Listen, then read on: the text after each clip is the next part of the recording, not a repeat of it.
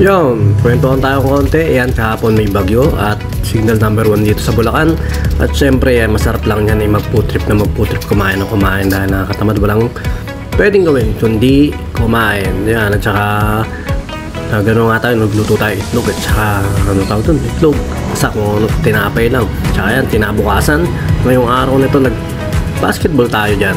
Nagpapawis tayo at medyo maaraw-araw na, kaya ang ginawa natin, ayun, nagpapawis tayo at marami tayo na player sa court. Marami naglalaro pero hindi tayo nakasali ngayon kasi kompleto na sila. Pero yan, nag-shooting muna tayo at mga nilaro natin yung mga bata dyan. Hinamon tayo ng 1-on-1 nung isang malaki na yun, na maliit na rin. Magaling na rin yan pero syempre may gulang na tayo. Tsaka yan, syempre nakita nyo naman, mahusay din yung bata na yan. Pero yun nga, laki ko pa rin, taba ko pa rin. Dati bata-bata ako, ganyan lang din ako kapayat. Pero ito, sure ball din yung bata na yan, magaling din yan. Tsaka ayun nga, pinawisan din ako, naka 3 set din kami ng 8-8 nyan. Pero kahit pa paano, na ano naman natin, na-survive natin. Talagang hiningal din ako dyan, pawis ako pag uwi ko. Tsaka yan, sa mga tropa natin dyan, baka naman gusto nyo maglaro dyan para kahit pa paano may makakalaro malupit-lupit. Yan, set natin yan. Pakasarap kasi maglaro dyan sa Plaridel. Maganda yung court. At yun, katulad niya nung sabi ni, basta may nabasa ako, napakahirap doon maglaro doon sa may Kabiyawan ba yun? Basta sa malapit pa bypass doon dahil nga napansin ko rin ng court doon. Medyo uka-uka na. Tsaka yan, nakakita nyo naman. Titirahan ako nyan. Patay, shoot. Nakakita nyo, lupit ang bata na yan. Pero syempre, yung gulang, larong 90s. At saka yan, pinapractice ko yung mga finger roll, yung mga sinauna. At saka ito, mga rami rin bata dyan. At nanguha ng santol. Di ko alam kung nanguha, namulat, binigyan din ako. Na isa, yun yung batang binigyan natin ng bola na nakaraan. At saka yan, matamis-tamis naman. Pero hindi ko alam kung pulot o bato nila yan. At saka syempre, ito na natin drums papawis sa mga tropa na gitong dyan. Tuloy lang pagda-drums natin para tuloy-tuloy lang. Yun, day 258 na natin drums papawis. Meron tayong reggae 5 dito. Kasi ano nga siya, parang 1, 2, 3, 4, 5 na pattern. Meron tayong 1 and A, 1 and A, 2 and A, 3 and A, 4 and A sa first pattern natin.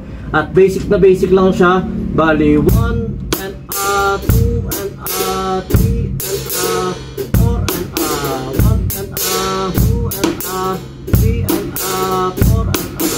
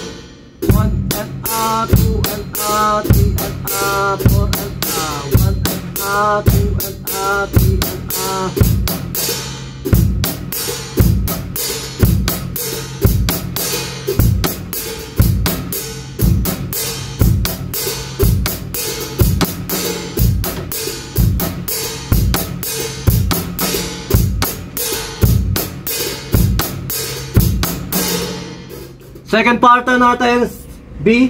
Meron tayong 1 yana, 2 yana, 3 yana, 4 yana. Meron tayong open na head sa NA ng bawat pattern. 1 in and A, 1 in and A, 2 in and A, 3 in and A, 4 in and A.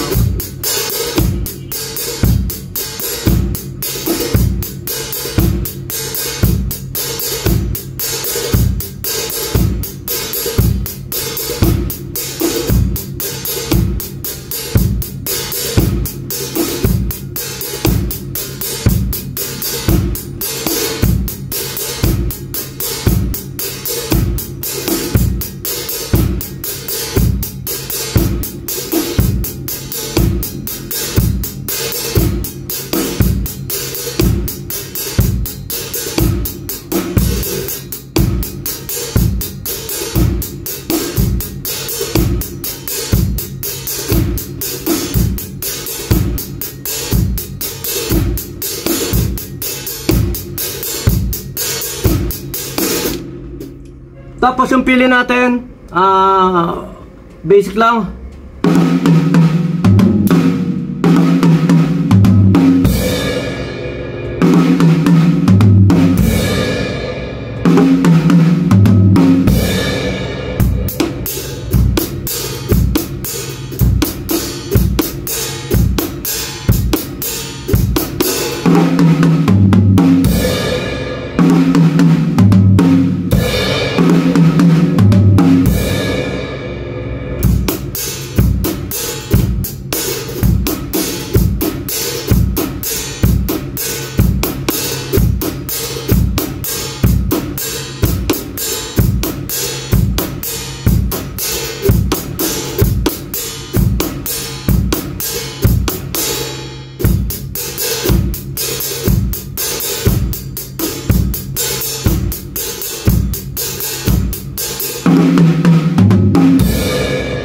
Basic na basic pattern lang natin siya ng reggae pattern. Marami pa tayong susunod dito. Next pattern natin, disco na. Pero syempre, ayun lang, marami tayong pwedeng idea, tsaka marami pa tayong pwedeng matutunan. Ako, karaniwan, paborito ko sa reggae na lagi ko sinisingit yung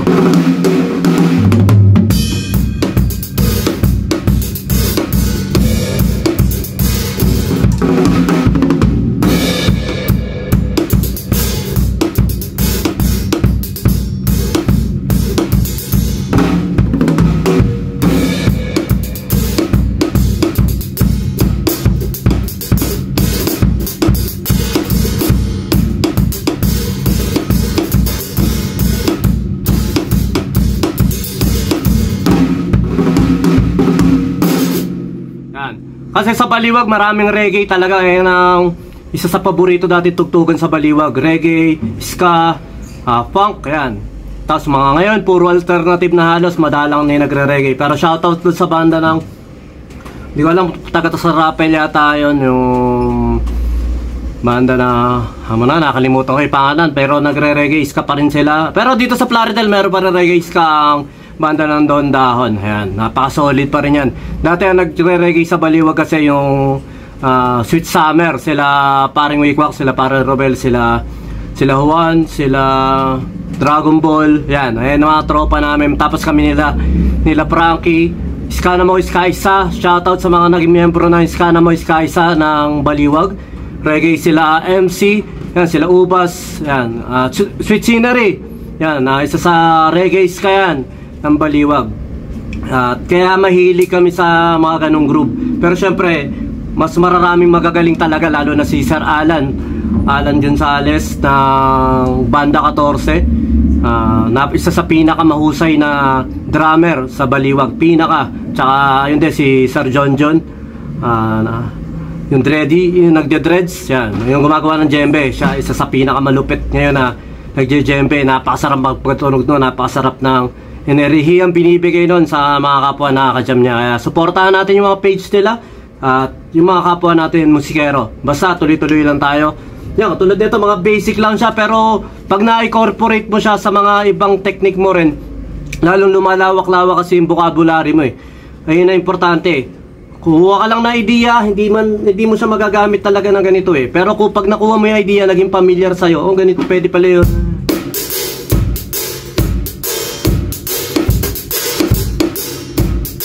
Pag nakuha mo yung mga simpleng idea, pumapasok na yun, napagsama-sama mo, naging likas sa'yo.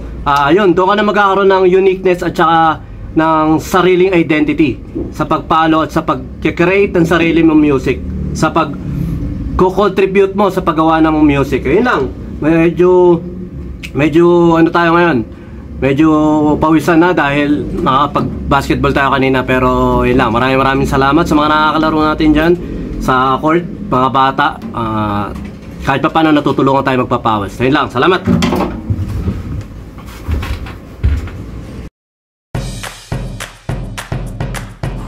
B-Jam Lights and Sounds. Yun mga boss, baka may mga upcoming events kayo na parating dyan gaya ng binyag, kasal, debut, at kahit anong okasyon na kailangan nyo ng banda, acoustic band, full band, sequencer, meron po kami at kaya po namin kayong matulungan sa mga paghahanap nyo sa sa mga pangailangan nyo sa inyong okasyon. At ayun, maraming salamat sa mga tropa natin syempre na nag-share, nagla-like at nagsusubscribe sa atin sa ating YouTube channel. At saka maraming salamat syempre sa mga boss natin na patuloy na nag-hire sa atin. Maraming salamat po ulit.